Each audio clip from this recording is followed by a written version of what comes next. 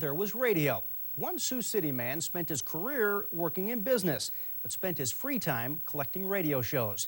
His name is Larry Fuller, and Fuller is the subject of tonight's Fox Files.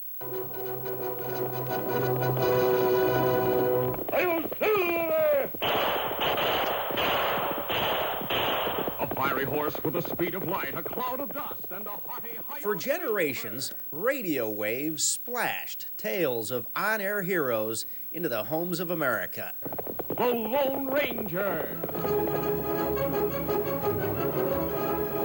Larry Fuller is not alone in his passion for the shows he grew up with, but he alone does have a big collection, copies of over 8,000 old shows. Kellogg's Pep, the Sunshine Cereal, presents The Adventures of Superman. When Fuller was a kid, radio was king. There was no television, obviously, back in those days, and you either went to the movies or you listened to the radio. So after school, when Larry and his friends needed entertainment, they'd listen. Faster than a speeding bullet. More powerful than a locomotive. And we'd lay in front of the radio and Able to leap tall buildings at a single bound. read comic books and listen to our stories. Look, up in the sky. It's a bird. It's a plane. It's Superman. He knew so much about radio, one teacher took note. I remember that night, my folks got a call from the teachers.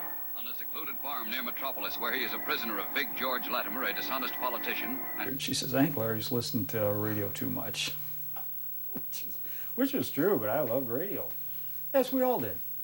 And perhaps the power of radio was never more evident than in October 1938. Ladies and gentlemen, we interrupt our program of dance music to bring you a special bulletin from the Intercontinental Radio News.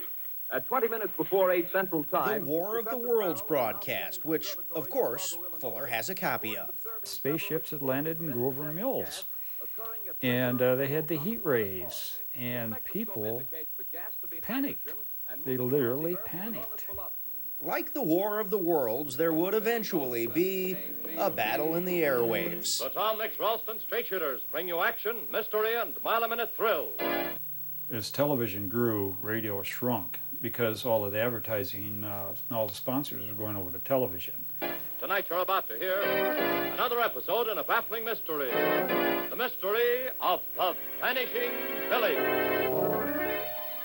And gradually, the radio shows vanished too, but only for a while.